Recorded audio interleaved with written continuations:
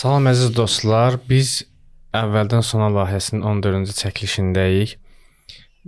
Bu gün bizim qonağımız yazıcı, psixoloq, həm də şair demək olar, İlqar Kamildir. Əziz dostlar, əvvəl İlqar bəy sizi salamlayıram və dəvətimizi qəbul etdiyinizə görə təşəkkür edirəm. Və əziz dostlar, mövzuya başlamamışdan əvvəl biz bir statistikaya baxdıq kanalın. Bizim kanalımıza baxanların bir çoxu abunə olmadan baxan dostlardır. Xahiş edirik daha maraqlı videolar izləmək üçün bizim kanala abunə olub sonra bizim verilişləri izləyəsiniz. İlqar bəy, əvvəla gərgin iş həftəsi və bu gün bizə vaxt ayırdığınıza görə sizə təşəkkür edirəm. Necəsiz? Çox sağ olun. Mən də salamlayıram sizi və bütün tamaşaçılarımızı. Mən də təşəkkür edirəm ki, belə gözəl verilişlər hazırlayırsınız. Minnətdaram. Çox sağ olun. İlqar bəy, əvvəl bu sualı vermək istəyirəm ki, insan yaradılışında müxtəlif düşüncə və təfəkkür fəlsəfələr, onların insan yaradılışında müxtəlif səbəblər göstəriblər ki, insan bu səbəbdən yaranıb, insanın yaranma səbəbi budur. İnsan şərq fəlsəfəsinə görə insan bir xam maldır, ondan nəsə düzəltmək olar. İnsanın o xam mal kimi onun məqsədi nədir ki, o xam maldan nə düzəlsin? İnsanın yaranma səbəbi nədir? Təşəkkürlər. Çox dərin, qədim sualdır. Bu haqda çox danışmaq olar. Biz belə bir təlim vermişdik. Təlimin adı belə idi ki, insan Allahın yer üzündəki xüsusi təyinatlı qüvvəsidir. Bəlkə 20 il, 30 il bundan qabaq xüsusi təyinatlı qüvvə sözünü eşitsəydi çox aydın olmazdı bizə, amma 2-ci Qarabağ döyüşümüzdən, müharibəsindən sonra hər kəsə aydındır xüsusi təyinatlı qüvvə nə deməkdir. İnsan Allahın yer üzündəki xüsusi təyinatlı qüvvəsidir. Onun bir xüsusi təyinatı var. Ümumi olaraq həm insanlığın, xüsusi olaraq da hər bir fərdin ayrılıqda. Ümumi olaraq mənə görə, mənim araşdırmalarıma görə insanın xüsusi təyinatı nədədir? Hal-hazırda mən bir roman üzərində işləyirəm, bir şəhidimizlə bağlı. Orada da bu bəhslər olur. Oradan bir müəllimlə söhbət eləyir, Şəhid Murad. Müəllim iddia edir ki, insan Allahın yer üzündəki xüsusi təyinatlı qüvvəsidir və dərhal Murad soruşur, biraz tələskən ruhiyyəsi var ki, nədir onun bəs xüsusi təyinatı? İnsanın xüsusi təyinatı bir neçə şeydədir mənə görə. Birincisi odur ki, insanın birinci xüsusi təyinatı kəşf etməkdir, öyrənməkdir, bilməkdir. Yəni, insanda bu resurslar qoyulub. Əslində, bu xüsusi təyinat ona görə insana verilib ki, məhz insana. Onun buna potensialı var, onun belə resursları var. İnsan ən yaxşı kəşf eləyə bilən varlıqdır. İnsanın xüsusi təyinatı, birinci xüsusi təyinatı bundadır, kəşf etsin, öyrənsin, bilsin. Məsələn, mənə görə Newton, məsələn, cazibə qüvvəsini kəşf edib deyə Allaha çox əziz bəndədir. Yəni, təkcə biz düşünürük ki, nə bilim, ibadət əhli filan. Amma siz düşünün, kainatın qəlbində çox maraqlı bir sir qoymusunuz, cazibə qüvvəsi kimi şey. Hansısa bir insan gəlir, bunu kəşf edir. Bu dəyərlidir. Evet. Yəni, insanın kəşf etmə cəhəti ilə mən dəhşətə gəlirəm də, gör, insan nələri kəşf edib düşünəndə.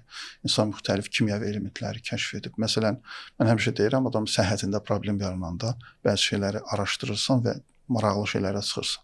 Tutalım, süd məhsulunu, biz südü götürürük və içirik bu qədər. Sən demə, bunun içində müxtəlif tərkiblər var. Südün içində laktoza tərkibi və maddəsi var. Siz düşünün, bunu hansısa bir insan kəşf edib də, tapıb bunu. Yəni, bu çox qiymətli bir şeydir. İnsanın birinci xüsusi təyinatı, ki, bu haqda çox geniş danışmaq olar, amma mən keçirəm digərlərinə, kəşf etməkdədir. Və insanın ən böyük kəşfi mənə görə Allahdır. İnsan Allahı kəşf edib. Kəşf etmək nə deməkdir? Yəni, o var idi. Sadəcə insan onu tapıb. Bu, ixtiradan fərqli bir şeydir. Evet. İnsanın ən böyük kəşfi Allahdır. Mənə görə Həzrəti Adəm Allahı kəşf edib. Allahı tapıb. Bunun necəsi, hansı formada, bunlar başqa söhbətlərdir. İnsanın bir başqa xüsusi təyinatı qorumaqdır. Qurumaq, Qorumaq, qorumaq. bəli. İnsanın xüsusi təyinatı var bunda. İnsan qorumalıdır. İnsan kainatı qorumalıdır. Biz bunu istər səmavi təlimlərə baxanda görürük, istər ezoterik təlimlərin içində görürük. Bir çox hansı tərəfdən baxırsan, müxtəlif dillərdə görürsən ki, insanın qoruyuculuq bir missiyası var. Mühafizəkarlıq. Kainatı qorumaq, varlığı qorumaq. Yəni məsələn, tutalım indi müasir dövrdə COP oldu da bizdə.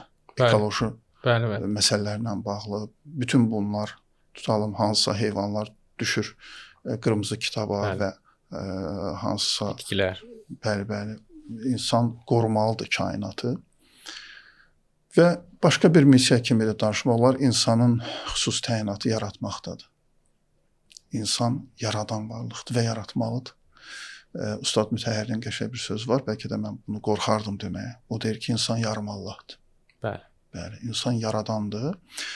Viktor Frankl qəşəng bir bəhs eləyir, insanın yaratması ilə bağlı və həm də öldürməsi ilə bağlı. Deyir ki, insan həm yaradandır, həm öldürəndir. Məsələn, Frankl deyir ki, o tale anlayışında belə izah edir. Tale anlayışı. Frankl deyirdi ki, tutalım, mən bura gələ bilərdim, siz məni dəvət elədiniz, təşəkkür edirəm.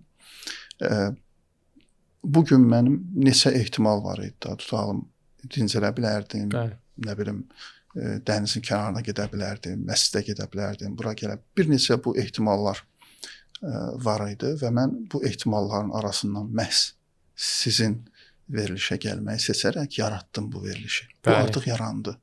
Bunu dəyişmək mümkün deyil artıq. Yarandı, amma eyni zamanda mən işin o tərəfi məni qorxudur. Eyni zamanda mən öldürdüm. Digər ehtimalları öldürdüm.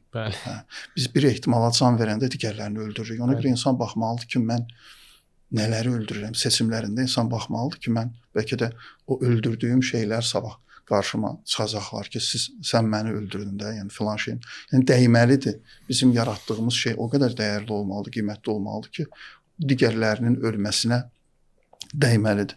Bu mənada insan yaradan varlıqdır. İnsan yaradır seçimləri ilə, düşüncələri ilə, fikirləri ilə və insan, Frankl deyirdi ki, ümumiyyətlə biz terapiyalarda da deyirik, insanları depressiyadan çıxartmaq yollarından biri onu yaradıcılığa sövq etməkdir. İnsan yaratmayanda çürüyür.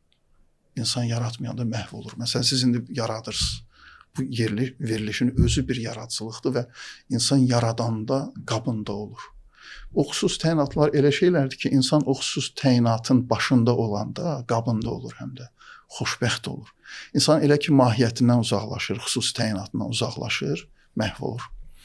Ona görə insan yaradandır və bütün bunlar üçün, bütün bu xüsusi təyinatlarımızın həyata keçirə bilmək üçün insan böyüməlidir. Böyümək vaxtıdır, anlayış buradan gəlir. Böyüməlidir insan. Mənə görə, məsələn, tərbiyə nədir? Tərbiyə bizim dildə başqa formada bir assosiasiya olunur. Halbuki tərbiyə mənə görə insanın içindəki resurslarını həm aşkarlamaqdır, həm aktivləşdirməkdir. Sədi Şirazinin belə bir sözü var, deyir ki, tərbiyəsiz istedada heyf. Bunu bizdə bəzən belə başa düşürük ki, tərbiyəsiz istedada heyf, yəni düşünün bir insan ki, istedadlıdır, amma nə bilim, içki içir, söyür, filan eləyir. Sanki Sədi Şirazi bunu qınayır, amma belə deyil. Əslində tərbiyəsiz istedada heyf bu deməkdir. Yəni cilalanmamış istedada heyf. İstedad var, amma o cilalanmayıb, o aktivləşdirilməyib, aşkarlanmayıb. Üzr istəyirəm, bu xüsusi təyinatlı sadaladığınız xüsusi təyinatlı olmaq üçün yaratmaq, kəşf etmək, bu xüsusiyyətlər lazımdır ki, insan böyüyə bilsin. Düzdürmü? Qarşılıqlı bir əlaqədir. Belə deyərdim mən. İnsan böyüməlidir ki, xüsusi təyinatında ola bilsin. Yəni insan, Doktor Şəriətin bir yanaşması var, bir məşhur kitabı var, İnsanın 4 zindanı. Çox qəşəng bir kitabdır, biz onu tərcümə eləmişik. İnsanın 4 zindanı, orada Doktor Şəriəti bəhs edir, deyir ki, insanla bağlı səmavi təlimlər danışanda ana kitabımız Quran-Kərimdə 2 termindən istifadə olunur. Bəşər və insan. Bəşər, yəni törəmiş. Bəşər digər canlılardan elə bir ciddi fərqi yoxdur. Amma bəşər elə bir varlıqdır ki, onun insana çevrilmək potensialı var. Potensialı var sadəcə. Amma deyir ki, bir xeyli insanlar var ki, bəşər var ki, yəni onlar insana çevrilə bilmədən, çevrilmədən bəşər olaraq dünyalarını dəyişirlər. Ona görə böyümək üçün xüsusi təyinatda olmaq üçün böyümək lazımdır. Yaxud qarşılıqlı əlaqədir, belə də deyə bilərik. İnsan xüsusi təyinatında olanda böyüyür. Bəli. Yəni xülasə kəlam odur ki, biz terapiyalarda bunu yapırıq. İnsan, mənə görə həmişə deyirəm ki, insanın tarixin ən böyük misrası budur. Ey özündən bixəbər, qafil, oyan. Özündən bixəbərdir. Bu bir mücərrəd çağırışdır. Nə deməkdir? Yəni insan nələri bilsə özü haqqında özündən baxəbər olar, özünü tanımış olar. Məsələn, burada çox danışılmır. Elə ümumi çağırış edilir ki, özünü tanı. Nə deməkdir? Yəni mən nəyi tanımalıyam, nəyi bilməliyəm ki, özümü tanıyım? Məşhur bir kitab var bundan bağlı. Öz təyin nəzəriyyəsi. Azərbaycancası belədir. Amerikalı psixoloqlardır. Edward Deci adından bir müəllifdir. O kitabında bəhs edir ki, insan nələri bilsə özü haqqında özünü tanımış olar. İnsan özündən bir xəbərdir. Mənə görə insanın özü haqqında bilməli olduğu şeylərdən biri özünün resurslarıdır. İnsanın müəyyən resursları var ki, insan ondan bir xəbər olduğu üçün özünü zəif görür, özünü aciz görür. Terapiyada insana onun resursunu göstərirsən, onun qüdrətini, mənəvi qüdrətini göstərirsən. Belə deyək, mən istəyirəm biraz o böyümə məsələsində köklənək. Məsələn, məsələn, böyüklük necə bir şeydir? Məsələn, mən adətən dostlarla söhbətlərdə bu fikirlərə rast gəlirəm. Hansısa bir məqsəddən danışılır, məqsədə gedilən yoldan danışılmır. Hamı finişi tərifləyir. Finiş çox gözəldir, bayramdır, toydur. Bəs o finişə necə gedilir? Məsələn, tutaq ki, bizim bir verilişimizə baxan 20 yaşlı bir tələbə, 18 yaşlı bir tələbə dedi ki, qardaş, mən də böyümək istəyirəm. İstəyirəm mən də böyük adam olum. Və yaxud xüsusi təyinatlı olum. Tanrının xüsusi təyinatlısı olum. Fərqi yoxdur. Hər halda mən böyümək istəyirəm. Mən istəmirəm bir ömür həyatımı məhv eləyim. Mən necə eləyim ki, böyüyüm? Vüqar bəy. Bəli. Əlbəttə bu praktik sualdır artıq. Bəli. Yəni mücərrəd çağırışlar, şərqdə adətən mücərrəd çağırışlar var. Böyümək vaxtıdır, özünüzü tanıyın, qəflətdən oyanın. Yaxşı, necə etməli bütün bunları praktik formada? İnsan nə etsə böyüyə bilər, nələr etsə böyüyə bilər.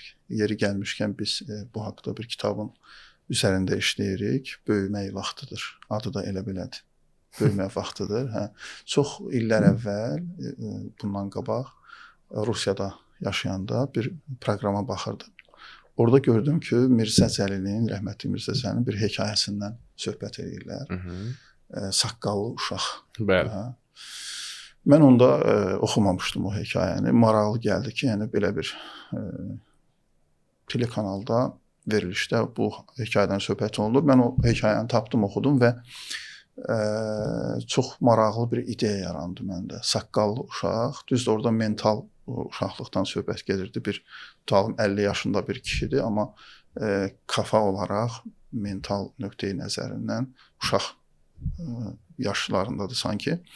Buradan belə bir ideya yarandı ki, ümumiyyətlə saqqallı uşaq nə gözəl fikirdir də, yəni bütün dünyanın problemləri buradan ibarətdir ki, saqqallı uşaqların toqquşmalarıdır. İnsanların bir xeyli hissəsi, indi onu faizi dəqiq ölçmək olmur, amma ümumilikdə görünən odur ki, bir xeyli hissəsi saqqallı uşaqlardılar və böyüməyiblər. Belə bir ideya yarandı ki, bu haqda bir kitab yazılsın, böyümək vaxtıdır və orada saqqallı uşağın əlamətləri göstərilsin. Yəni konkret olsun, praktik olsun. Yəni mən orada özümü görüm. Bəli. Saqqallı uşağın hansı əlamətləri var? Böyümək üçün nələr etməli?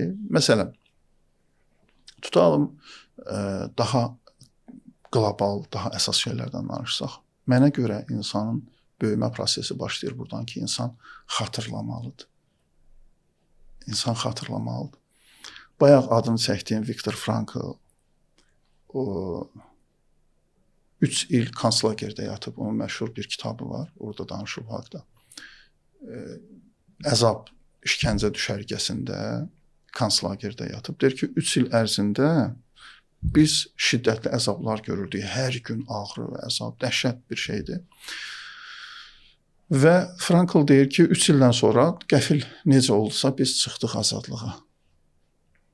Mən deyir, dostlarımla bir yerdə çıxmışıq. Deyiblər ki, qutardı da hər şey. Müharibə bitdi, azadlığa çıxdıq. Mən baxdım ki, mən sevinmirəm. Halbuki biz 3 ildir bunun xəyalını qururduq, arzu edirdik. Mən qorxmağa başladım. Düşündüm ki, bu anormaldır, mən sevinməli idim. Sonra baxdım dostlarıma, gördüm, onlar da heç sevinmirlər. Bir mütəxəssis kimi sonraki araşdırmalarında görür ki, deyir, mən başa düşdüm ki, biz sevinməyi yadırğamışıq. Bu yadırğamaq sözü o qədər qəşəng sözdür. Unutmaqdan fərqlidir. Biz sevinməyi 3 ildir biz sevinmirik deyə bu qənaətə gəlir ki, biz ən fundamental şeyləri belə yadırğaya bilərik. Sevinmək insana nə qədər yaxın bir şeydir. Bəli. Uzun müddət bu dalğalarını işlətməyəndə insan yadırğayır sevinməyi. Ona görə böyümək üçün birinci edəcəyimiz iş xatırlamaqdır. Biz xatırlamalıyıq. Xatırlamalıyıq xüsusi təyinatımızı, xatırlamalıyıq fərqli bir yaradılış olduğumuzu, insan olduğumuzu filan. Mən bizi Lənkərana dəvət etmişlər, oxucularla görüş idi.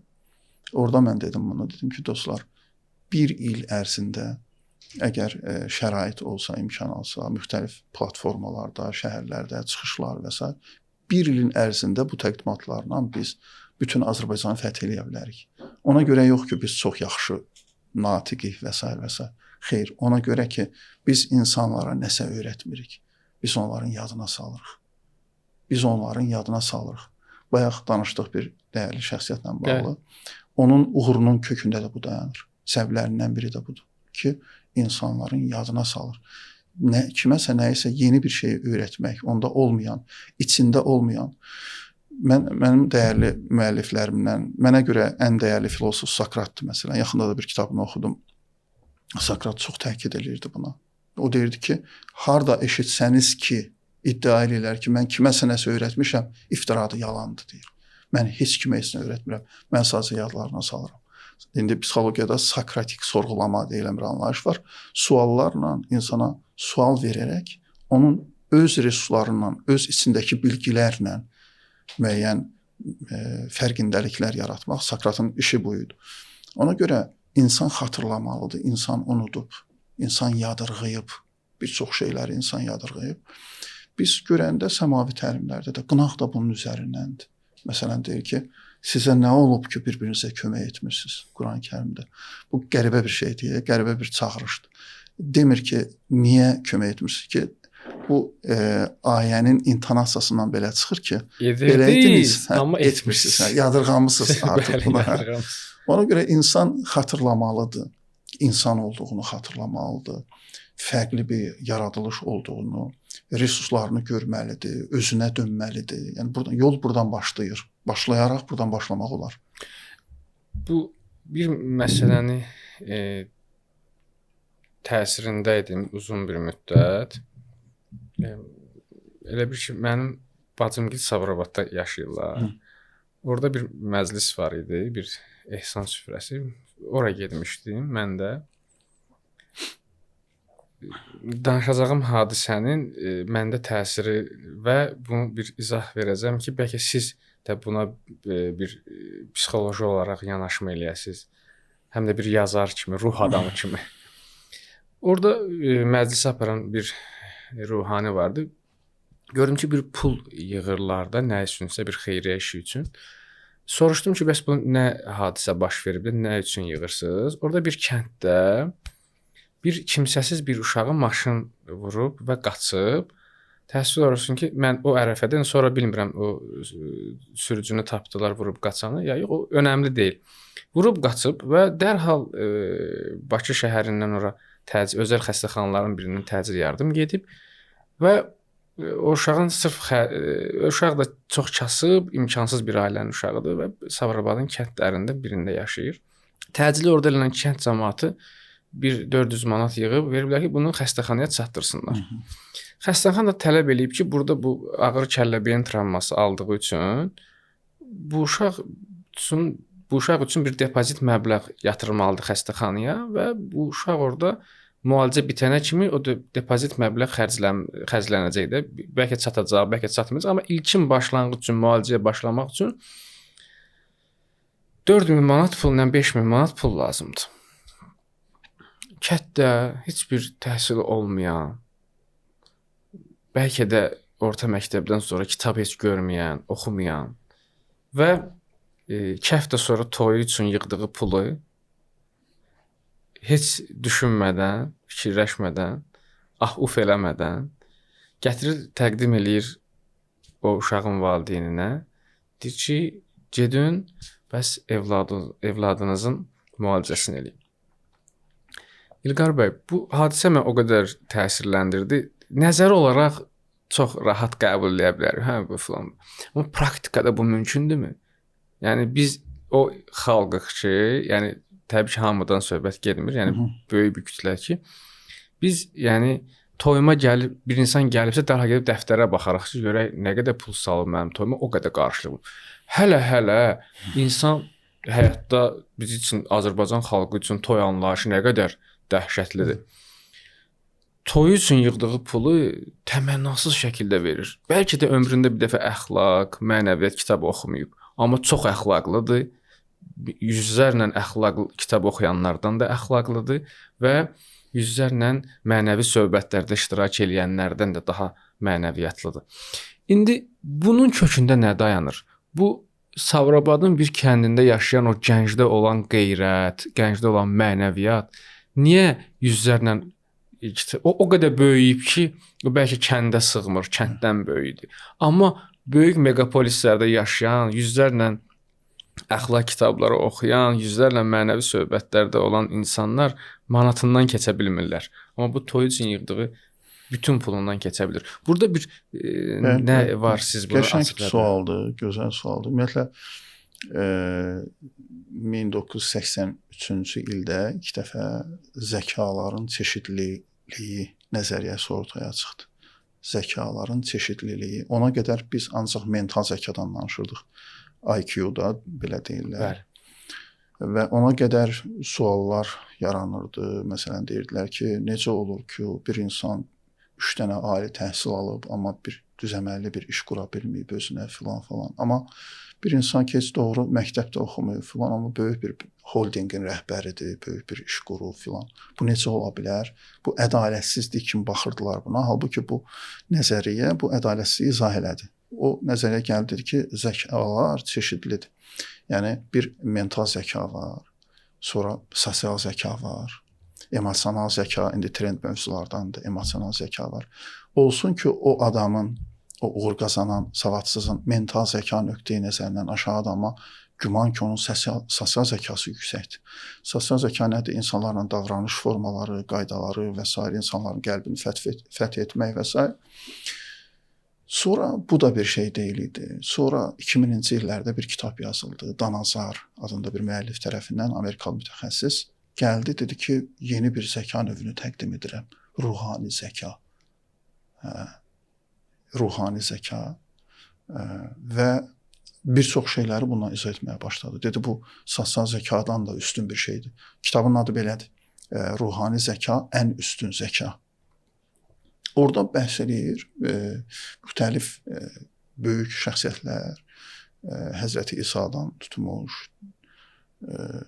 bizim Peyğəmbərimiz və digər böyük şəxsiyyətlərin hamısını araşdırır. Onları deyir ki, lider edən nə idi? Onların ruhani zəkaları. Başlayır ruhani zəkaların əlamətlərindən danışmağa. Ruhani zəkası yüksək olan insan ola bilsin ki, mental zəka nöqteyi nəzərindən aşağıdır. Hətta sosial zəka nöqteyi nəzərindən də aşağıdır. Amma ruhani zəkası yüksəkdir. Ruhani zəka nədir? Ruhani zəka bununla izah olunur. Məsələn, qeyrət, məsələn, əmanətdarlıq, sədaqət, vəfa, bütün bunlar fədakarlıq, şəhidlərin yüksək ruhani zəkaları olur. Yəni bunu psixologiya izah eləyə bilmir. Məni bir yerə çağırmışdılar. Dedilər ki, müəllim, indi müasir psixologiyada deyilir ki, bəs fədakarlıq filan bunlar hamısı müəyyən komplekslərdən doğur. İnsan özünü təsdiq edir, filandır. Bəs şəhidlər də axı fədakarlıqları var və necə izah edirsiniz bu məsələni? Dedim, yox. Məsələ belə deyil. O qədər məni ağrıtdı məsələ. Şəhidlə bağlı yazdığım kitaba da salmışam bunu ki, izah olunsun. Bəli, müəyyən özünü təsdiq cəhdləri, müəyyən komplekslər, müəyyən küyə düşmələr insanı bir yerə qədər gətirə bilər. Müharibə meydanına gətirə bilər. Orada o iki əsgər danışırlar. Biri digərinə deyir ki, sən küyə düşüb gələnlərdənsən filan. O qayıdır deyir ki, buna niyə pis baxırsan ki, güya sən küyə düşüb gələnlərdən deyilsən. Çoxumuz deyir, küyə düşüb gəlmişik. Məsələ gəlmək deyil, məsələ qalmaqdır. Qala bilmək üçün, qalmaq üçün isə sənin daha ali bir dəyərin olmalıdır. Yəni, ora qədər gətirə bilər müəyyən özünü təsdiq cəhdləri, komplekslər və s. Amma oradan o yana ilk müharibə, ilk döyüş, orada kitabda xüsusilə işləmişəm, ilk döyüşdən sonra ona qədər toy bayram deyirdilər, konsertə gedirik filan. Amma gəlir görəndən sonra toy bayram yaddan çıxdı da. Ondan sonra çox ali bir dəyərin olmalıdır, ruhani zəka olmalıdır. Yoxsa orada Şəhid Murad danışır, nə qədər olurdu, özünü güllələyənlər, yaralayanlar, texnikalarını sıradan çıxardanlar filan, döyüş, ölüm qorxusu onları elə dəştə gətirirdi. Bir də vardı ruhani zəkası üstün olanlar və irəliyə gedənlər. Bu qardaşımız ki, belə bir gözəllik eləyib kənddə, onun ruhani zəkası yüksək olub. Belə çox görmüşük belə insanlar ki, onlar mental zəka nöqteyi nəzərindən belə də, elə yəni düz əməlli bir məktəb görməyiblər, amma ruhani zəkası yüksək səviyyədədir. Ona görə bax bu məsələnin şərhi bu istiqamətdə ola bilər ancaq. Onda belə bir biz məsələn o saqqallı uşaq həm yaşlı bir kişinin uşaqlığı ola bilər, saqqallı uşaq. Həm də bir uşağın böyüməsi ola bilər. Yəni saqqallı uşaq hər iki tərəfdən yanaşma ola bilər də. Onda biz belə deyirik ki, gənc sözü bilirsiniz də xəzinə anlamına gəlir. Məsələn, mən həmişə təlimlərdə deyirdim ki, rəhmətli Musa Yaqub şairimiz 83 yaşında gənc idi. Çünki bir xəzinə idi də. Amma o qədər cavan 25 yaşda gənclər var ki, əslində gənc deyillər. Çoxdan qocalıblar. Onda bu prizmadan yanaşsaq, böyümək yaşla bağlı bir şey deyil. Böyümək mənəvi zəka, o siz deyən ruhani zəka ilə bağlıdır. Böyümək çox qəşəng yerə toxundunuz. Gənc, yəni xəzinə. Böyümək buradan başlayır ki, sən öz xəzinənin üstünə gəlib çıxmalısan. Öz xəzinəni görməlisən. Xeyli insanlar içlərindəki, özlərindəki xəzinədən bir xəbərdilər. Musa Yaqubu, Allah rəhmət eləsin, misal çəkdiniz. İnsan öz istedadını, yəni xəzinəsini tapdı və başladı onu xərcləməyə. Öz xəzinəsini insan tapanda, xərcləyəndə zəngin görsənir. Bizim öz xəzinələrimizdən bir xəbərik. Psixologiyada belə bir termin var, sensitiv period deyirlər buna. Həssas period, belə deyək. Və istedadın küsmə prosesi var. Əgər bir talant, bir istedad tapılmırsa müəyyən periodda, o istedad küsüb gedə bilər. Yəni sönə bilər. İstedadın sönməsi var. Ona görə gənc o kəsdir ki, öz xəzinəsinin fərqindədir və öz xəzinəsi tapır, həm də aktivləşdirir. Tapmaq da bir şey deyil. Bəzən insan Frankl bu haqda çox danışırdı. Deyirdi, qabaq biz insanları qınayırdıq ki, refleksiyaları yoxdur. Yəni özləri haqqında düşünmürlər, araşdırmırlar, özlərini tanımağa çalışmırlar və s. Amma indi deyir, elə bir dövrə gəlmişik ki, hiperrefleksiya var. O nədir? Ancaq adam elə özünü araşdırmaqla məşğuldur. Yaxşı, özünü tapdın. Bir hərəkətə keçmək lazımdır, bir dəyişmək, bir böyümək, düzəlmək. Bunun özü də bir aldanışdır. Yalnız elə davamlı olaraq sən bununla məşğulsan ki, mən xəzinəmi tapmışam. O xəzinəni xərcləmək də lazımdır tapandan sonra. Ona görə yaşla bağlı olan bir məsələ deyil əlbəttə. Elə bir gənci görərsən ki, az yaşında özündən xəbəri var özünü tapıb və özünü inkişaf elətdirməklə məşğuldur. Amma elə insanlar da olur ki, mən bəzən təlimlərdə deyirəm, terapiyalarda deyirəm, bir insanda öyrənmə funksiyasının aktiv olduğunu görəndə sevinirəm. Görəndə ki, bunda öyrənmə funksiyası aktivdir. Yaxud təlimlərin əvvəlində deyirəm ki, sizə bir şad xəbərim var. İnsan öyrənə bilən varlıqdır. Bu çox böyük bir mədəniyyətdir. Amma çoxlarımızda təəssüf ki, görürsən ki, o küsüb gedir o istedad. Çünki aktivləşdi, işlətmirik deyə, kör şalır, işlətmir deyə ümumiyyətlə yadırğayırıq, ümumiyyətlə öyrənməmədə. İnsanda öyrənmək mədəniyyəti olanda və bu işləyəndə insan hər şeyin öhdəsindən gəlir. Öyrənə-öyrənə dəyişə bilir, böyüyə bilir. Bizim insanın, biz belə danışdıq ki, hədəfi böyüməkdir. Yəni xüsusi təyinatın o xəzinəni tapıb, o xüsusi təyinatı tapıb böyüməkdir. Böyüməyin yollarını qeyd elədiniz ki, bu yollar böyümə yolları. İndi bu gün biz o böyükləri, mən belə düşünürəm ki, o bizi kimi böyüməyən, hələ böyüməkdə olan, böyüməyən adamların böyüklərə də ehtiyacı var. O böyükləri necə tapıb onlardan qidalanmaq olar ki? Kimdir böyüklər? Bəli, bu da qəşəngdir. Ümumiyyətlə biz ana kitabımıza baxsaq, hamımızın əzbərdən bildiyimiz bir surə var, Fatihə surəsi. Orada deyir ki, bizi doğru yola yönəld. Bu nəzəriyyədir, doğru yol. Dərhal ardınca deyir ki, nemət verdiyin kəslərin yoluna. Bu nə deməkdir? Bu o deməkdir ki, bu yol nəzəriyyə deyil, quru nəzəriyyə deyil, praktik bir yoldur. Bu yolu gedənlər olub, hətta onlar nemət əldə ediblər. Ona görə istənilən yol, yeni yol ki, praktikantı yoxdur, təcrübə edilmiş yol deyil, təhlükəlidir. İndi məsələn Dəbdədə də yeni maşınlar çıxıb, 2 tay maşınları. Soruşursan deyir, yaxşıdır belədir, amma ki bir neçə il sürülməlidir ki, bilinsin də belə. Təcrübədən keçməyib. Bu yol, Allah deyir ki, bu yol təcrübədən keçilib. Bu yol adamlar gediblər. Ümumiyyətlə dəyişməklə bağlı, böyüməklə bağlı biz düşünəndə bir baxmalıyıq ki, olubmu dəyişənlər? Onlar necə dəyişiblər? Biz buna baxmırıq. Ümumiyyətlə mən bəzən bu termin işlədirəm, şərq əllaməliyi. Yəni şərq insanı bəlkə də bilmirəm ümumiləşdirmə doğrudur deyil, hər halda belə deyirəm. Şərq insanı özünü əllamə hesab edir də. Yəni o ehtiyac duymur ki, o getsin bir soruşsun, bir maraqlansın. Bunlar necə ediblər? Deyir ki, mən də gedəcəm. Mən bu yolu özüm gedəcəm. Yox, bir yol var burada. Bu yolu gedənlər var və anam üçün romanda vaxtda yazmışdım ki, bəlkə də ağıl bizə doğru yolu tapmaq üçün verilməyib.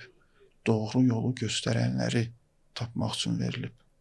Yəni davamlı olaraq doğru yolu tapmaq çətin bir prosesdir. İnsan çox əziyyət çəkməlidir. Bir də var ki, doğru yolu göstərənləri tapırsan, ondan sonra bir rahatlığa çatırsan. Biz həyat sistem bunun üzərində qurulub. Məsələn, biz bütün xəstəliklərimizi özümüz araşdırıb çarə etmək istəsək, dəli olar insan. Bir mütəxəssis tapırıq, həkim tapırıq, ona güvənirik. İşlərimizdə elə bizim bir müəllimimiz vardı, deyirdi ki, bir insanın Allaha olan inamı, bir sərnişinin pilota olan inamı qədər olsaydı, biz onun üzündə görmürük də. Kim görür ki, kimdir pilot? Gəlirsən təyyarəyə minirsən və salam. Arxayın insan ki, o səni qaldıracaq, aparacaq hardan hara. Dəhşət bir etimaddır, inamdır. O nöqteyi nəzərdən böyüklər çox vacibdir. Bu yolu gedənlər çox vacibdir. Onlar ki, bu yolu keçiblər, bu yolun sala-çuxurunu görüblər. Onları necə tanıyaq? Burada bir şey də qeyd edeyim. Bir serial var, Sabiqlər serialı, Rusiya serial istehsalıdır. Orada maraqlı bir məqam var.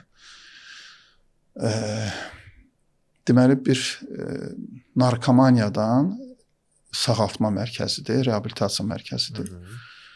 Və hamı cəhd edir ki, belə yüzlərlə mərkəz var. Amma məhz bu mərkəzə hamı istəyir uşağını, xəstəsini yönəltsin. Çünki burada çox effektivdir müalicə. Niyə? Bir səbəbə görə. Burada ki, parking işçisindən tutmuş bir nömrəli şəxsinə kimi rəhbərliyə qədər hamısı sabiq narkomanlardır. Sağalmışlar. Sağalmışlardılar da. Hə. Bunlar bu kitabdan oxumayıb da, yəni ona görə bunun sözü daha effektivdir. Bəli, Orada yolu kimsə gedənlər. ağrıyanda, bəli yolu gedənlər. Ona görə biz o sabiqlərə baxmalıyıq. Onlar ki bu yollardan keçiblər, bu çala-çuxurlara düşüblər, qalxıblar və s. Sizin sualınız nə idi? Kimdir o yollar? O yol gedənlər, o böyük insanları necə tapaq? Biz məsələn tutaq ki, bu gün təəssüflər olsun ki, cəmiyyətdə böyüklüyün də saxtası çıxıb. Böyüklüyü də adı altında filan kəs böyük alimdir, filan onun arxasından düşüb minlərlə gəncləri hətta azdıra bilirlər. Nə bilim, Suriya döyüşə göndərə bilirlər, nə bilim, terrorizmə cəlb eləyə bilirlər.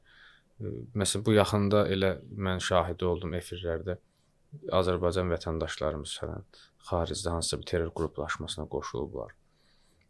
O qoşulduğu ərəfədə Qarabağda müharibə gedirdi. O insanlar ona etibar edirlər. Ümumiyyətlə, yəni bu gün elm sahəsində də gəncləri azdıra bilərlər. Düzgün peşə, məsələn, nə qədər gəncimiz düzgün peşə seçmədiyinə görə işsiz qalıb. Tək yəni mənəvi mövzularda deyil, hətta dünyəvi mövzularda belə biz böyüyə bir ehtiyacımız var. Ustadsız, böyüksüz böyümək mümkün deyil. Biz o ustadı tapmaq, ərəblərin bir sözü var, deyir ki, sualı başa düşmək 50% cavabını tapmaqdır. İndi biz necə eləyək ki, o böyüyü tapaq? Böyüyün xüsusiyyətləri nədir? Məsələn, tutaq ki, bir nəfər mənə bir şəxs haqqında danışır ki, o böyük adamdır. Siz mənə bir düstur verin ki, mən o adamı atım düstura, o çıxsın oradan ya yox. Bəzi şeylər belə deyirlər. Belə rahat deyirlər. Təəssüf ki, ya da ki, xoşbəxtlikdən ki, belə deyirlər. Biz bəzi şeylər təəssüf edirik, amma bəzən görürsən ki, elə bu xoşbəxtlikdir. Bəzi şeylər, bir xeyli şeylər belə riyazi hesablamalarla deyil, düsturla deyil. Düsturla deyil. Bu, baxın, böyümək vaxtıdır. Böyüməyin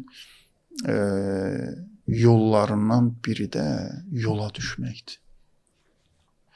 Böyüməyin yollarından biri də yola düşməkdir. Bəşərlə insanın fərqlərindən biri də budur ki, bəşərin yolu var, amma yolçuluğu yoxdur. Yol başqadır, yolçuluq başqadır. Bizim dəyərli şair Həmid Herşsinin qəşəng misrası var, deyir ki, siz gedirsiniz, mən yol gedirəm. Fərqli şeylər. İnsanın bir yolçuluğu var. Bir sözünüzdə yerinə düşər, mən qeyd eləmişdim.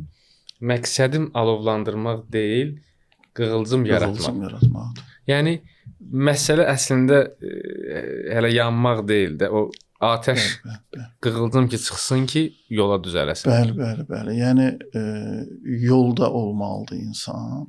İnsan yolda olanda, yola düşəndən sonra bəzi şeylərin fərqinə varır ki, nə doğrudur, nə yanlışdır. Məsələn, qəşəng bir söz var Anadolu türklərində. Bizdə də var əslində, amma mən daha çox onlardan eşitmişəm. Deyir ki, karvan yolda düzəlir.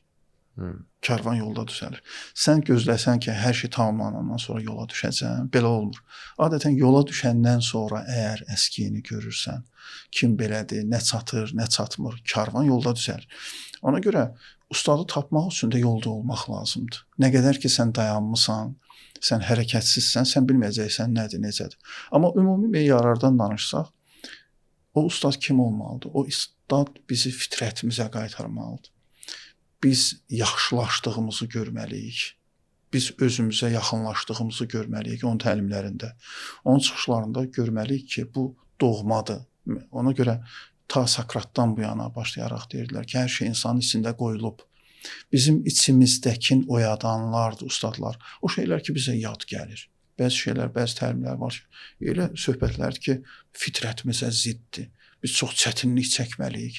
Əslində, dəyərli şeylər çox da çətin deyirlər. Biz onları görən kimi tanıyırıq. Onlar doğma səsdirlər. Düşünün, məsələn, bir yerdəsiz, minlərlə insanlar var. Hərə öz dilində danışır. Kitay dili, fars dili və s. fərqli dillərdə danışırlar. Və siz də heç kim başa düşmürsünüz də darıxırsınız. Bu zaman bir dənə o qədər səsin içindən bir də görürsünüz ki, kimsə kiməsə çağırır orada. Məmməd, nə qayırsan, hara gedirsən? Bu doğma səsi eşidən kimi insan necə olur? O doğma səsdir. Böyüyün səsini dərhal insan fərq edir. O dərhal bilirsən ki, bu böyükdür, bu ustaddır, bu təlim mənə çox uyğundur. Ona görə ümumi konkret düsturlar bu sahədə vermək olmasa da insan yolda olanda görür də kim məni qabağa aparır, kim məni hərəkətdən saxlayır, kim məni depressiyaya salır, kimin təlimləri məni geri çəkir. Bu formada insan qabağa gedə bilir. Deməli, bizdə bir düşüncə var ki, birinci biz həmişə gözləyirik, ertələyirik də, təxirə salırıq həmişə prosesləri. Oxumaq birinci gündən başlayaram falan, işi birinci gündən edərəm. Əslində məsələ elə o başlamaqdır. O yola düzəlməkdir. Ustadı da o yolda tapacaqsan və o yolda irəliləyəcəksən. Biz məsələn məişətdə bu böyük anlayışı var. Məsələn biz danışırıq mənəvi aləmdə böyüklük və bu təbii ki zəkası daha irəlidə olan insanlar üçün də bu keçərlidir. Amma eyni zamanda məişətdə, gündəlik yaşamımızda bir böyük böyüklük qıtlığı çəkirik bir cəmiyyət olaraq. Mən düşünürəm ki, son dönəmlər bəlkə də siz psixoloqlar bu sözümdən razılaşmaz. Mən məsələn düşünürdüm ki, son dönəmlər niyə psixoloqa bu qədər çox ehtiyac yarandı? Niyə məsələn? Mahiyyət etibarilə nə olurdu ki, yəni psixoloq dəhşət bir yeni bir yol tapır ki, bəyəm hər insan üçün. Sadəcə dinləyir, kiçik düzəlişlər verir. Sadə bir şeylərdir. Bu 20 il bundan qabaq bu kim edirdi? Yəni bu həmin problemlər var idi də. Nə oldu ki, bu insanlar psixoloqa müraciət etdi? Düşünürdüm bu barədə. Gördüm ki, biz elə bir ağsaqqallarımızı elə bir itirmişik. Bunu bir böyük kultu itirilib. Mən çox danışıram bu haqqda əslində. Terapevtik ünsiyyət əslində normal olmalıdır. Bu son dönəmlər statistikada, yəqin ki siz də görürsüz və siz də əminəm ki, çox narahatsınız bu statistikaya. Boşanma statistikası dəhşətlidir. Və təsəvvür edin ki, mən bunu biraz səbəblərinə qədər enməyə çalışdım, araşdırmağa çalışdım. Təbii ki, bəzi problemlər öz yerində, amma ana səbəblərdən biri valideynlərdir. Təsəvvür edirsiniz. Yəni Azərbaycanda boşananların 30%, 35% arası səbəb valideynlərdir. Yəni böyüklər gənclərin ailələrini saqqallı uşaqlar deyək. Saqqallı uşaqlar. Saqqallı uşaqlar. Təsəvvür edin ki, bu valideynlər uşaqlar öz evladlarını sevə-sevə onların ailələrini dağıdırlar da belə kobudda çıxsa. Bu dəhşətlidir. Halbuki 20 il bundan öncə o dağılan ailələri o böyüklər birləşdirirdi, qoymurdular. İndi o böyükləri tapa bilmir o gənclər. Gəlirlər psixoloq, həm də dırnaqarası ustad, böyük və elə bəzən də o 15%-də bəlkə bilmirəm statistik 15%-də o dırnaqarası psixoloqlar bu ailələri dağıdırlar. Bu mövzuda nə deyə bilərsiniz? Bəli, mən razıyam. Bizim bununla bağlı bir təlimimiz də var idi. Boşanmaların ana səbəbləri adını qoymuşduq. İnsanlar düşünmüşdülər ki, biz orada ana deyəndə, yəni əsas səbəbləri nəzərdə tuturuq. Biz isə həm onu nəzərdə tutmuşduq, həm də sözün həqiqi mənasında ana səbəbləri. Cinas işlədir. Ana səbəbləri həqiqətən də doğrudan da belə narahatlıqlar var və insanlar mənim qəbuluma çox olur. Pasient gəlir, deyir ki, mən sizi ona görə seçmişəm ki, mən ayrılmaq istəmirəm. Təsəvvür edirsiniz. Hara gedib onu sövq ediblər ayrılmağa. Belədir, narahatlıq var, qutarsın, geçsin, özünü kəsat falan belə deyir ki, mən sizi ona görə seçmişəm ki, mən ayrılmaq istəmirəm. Bəli, problemlər var ailədə, narahatlıqlarımız var, amma yolu varmı biz bunları düzəldək və ailə qalsın, təsəvvür edirsiniz. Bu mənada razıyam. Böyümək kultu ümumiyyətlə işin bir tərəfi budur ki, bu kult çıxardılıb. Ağsaqqal institutu gənclərimizdən əlindən alınıb bu. Həm də təbii proses olub. Yəni ağsaqqal olmayanda onu artıq qoyurlar da kənara. Ağsaqqal da mənim dediyimi deyirsə, Ağsaqqal bir sakitləşdirməlidir də. Mən qızışmışam, o da odun üstünə benzin tökürsə, bu nə ağsaqqal oldu da. Bəli. O nöqteyi nəzərdən biraz da təbii prosesdir. Yəni saqqallı uşaqlar olublar, ağsaqqallarımız, böyüklərimiz. Ona görə onlar kənara qoyulub. Bu nöqteyi nəzərdən bəli, ciddi məsələdir, böyümək vaxtıdır məsələsi və ağsaqqal institutunun dağılması. Bayaq onu deyirdim ki, terapevtik ünsiyyət əslində normadır. Niyə bu günləri psixologiya bu qədər ciddi tələbat yaranıb? Ona görə ki, bu terapevtik ünsiyyət nə deməkdir? Yəni insanı sadəcə dinləmək, tənqid etmədən başa düşməyə çalışmaq, yanında olmaq, dərinlikləri görmək, xırda toxunuşlar etmək. Bu terapevtik ünsiyyətdir. Bu normadır əslində. Yəni əgər bir insanın hətta heç ağsaqqal demirəm, çox yaxşı bir dostu olsa ki, terapevtik ünsiyyət qura bilsə ondan, bəlkə də onun psixoloqa ehtiyacı olmaz. Təbii ki, psixologiyanın elə sahələri var ki, indi buradan bunu da qeyd edim ki, o başqadır da, orada mütləq mütəxəssisə müraciət etmək var, o başqadır. Ümumi sahələrdən söhbət gedir, ümumi narahatlıqlardan söhbət gedir. Yəni bir çox məsələlər var ki, depressiyalar var ki, pasiyent gəlir, görürsən ki, bunun yaxşı bir dostu olsaydı, bura gəlməzdi bu. Yaxşı bir böyüyü olsaydı, bu bura gəlməzdi. Bunun dinləyəni yoxdur. Bəzən pasiyent gəlir, bir neçə saat danışır sadəcə. Mən heç nə demirəm onu. Bir neçə saat danışır, sonra durur, boynu qucaqlayırdır ki, mən sağaldım. Mən gedirəm. Sadəcə danışmağa gəlib adam. Ona görə bəli, təəssüf ki, bax belə normalar. Çox gözəl mövzulara toxundunuz həqiqətən. Təsəvvür edin ki, bizim müasir dünyanın bəlası danışmaqdır. Danışmamaqdır daha doğrusu. Danışa bilməməkdir. Danışa bilmək. İndi biz bu müasir dünyamızın bu bəlalarından danışırıq ki, bəlalarından biri də böyüksüzlükdür. Və bu düşünürsünüzmü ki, bu sənayeləşmə, bu texnikanın inkişafı buna səbəb oldu. Məsələn, tutaq ki, İndi son dönəmlər məşhur süni intellekt deyə bir şey var da. Hətta indi artıq ondan psixoloji yardım da ala bilirlər. Yəni suallar verirlər, ona cavab verir. Bu süni intellekt, bu sosial aclıq deyək də buna, ya ünsiyyət aclığı. Amma xəbərimiz yoxdur da bu ünsiyyət aclığından. Bunu şiddətləndirəcək, yoxsa bu süni intellekt bizi daha da içimizə qapanıq və daha da travmatik eləyəcək sizcə? Düşünürəm ki, gerçək ünsiyyətin, real ünsiyyətin, gerçək ünsiyyətin, terapevtik ünsiyyətin dadını görənlər çox yaxşı başa düşürlər ki, süni zəka onun onda birini belə vermiş. Bəzən bu sualı verirlər, deyirlər ki, süni zəka artıq terapiyada eləyir də, yəni. Və nə olacaq bu ixtisasın gələcəyi falan. Mən deyirəm ki, yox, o bütün hallarda o zaman o insanlar üçün aldadıcı ola bilər ki, sakitləşdirici ola bilər ki, onlar gerçək ünsiyyət görməyiblər. Gerçək ünsiyyət başqa şeydir. Siz düşünün, məsələn, bizim təlimlərimiz olur. O təlimlərdə tutalım canlı olaraq 40 nəfər iştirak edirlər. Eyni zamanda o təlimlər çəkiliş olur, YouTube-a da qoyulur. Mən həmişə deyirəm, dostlar, görürəm niyyətinizi, görürəm necə dava düşür də, yəni yer üstündə ki, orada olmaq istəyirlər. Demirsiniz ki, nə fərqi var, sabah bu YouTube-dan baxacağıq da buna. Çünki canlı ünsiyyət başqa bir şeydir. Canlı ünsiyyətdə ötürülən mətləblər, oradakı o enerji başqa bir şeydir. Ona görə insanları tanış etmək lazımdır. Sokratın qəşəng bir sözü var, deyir ki, insanlar ona görə pislik edirlər ki, yaxşılığın dadını bilmirlər, ləzzətini bilmirlər. Buna çox inanırdı, təkid edirdi, dava edirdi onun üstündəki insanlara.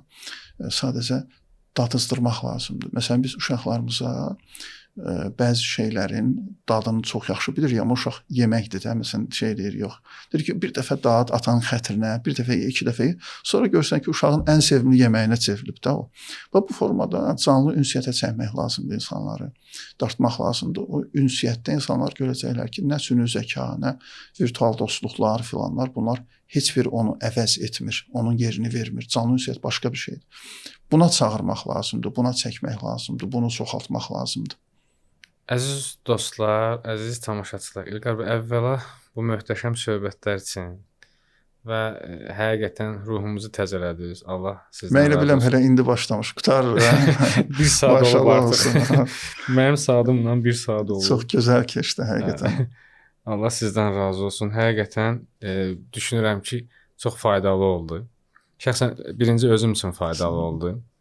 Əminəm ki, dostlar üçün faydalı oldu. Əziz dostlar, biz əvvəldən sona layihəsinin 14-cü çəkilişini etdik İlqar Kamillə. Və biz bu gün bu qənaətə gəldik. Mən həmişə verilişlərin sonunda bu sözü deyirəm ki, qənaətimiz nə olsun? Bu verilişin qənaəti bu olsun ki, biz özümüzə qayıtsaq, özümüzlə barışsaq, özümüzü tanısaq və özümüzdəki xəzinələrdən agah olsaq, bizim problemlərimizin bir çoxu artıq həll olmuş olar. Əziz dostlar, sizi və özümü, bir-birimizi, özümüzü tanımağı dua edirəm. Sağ olun, Allah amandır.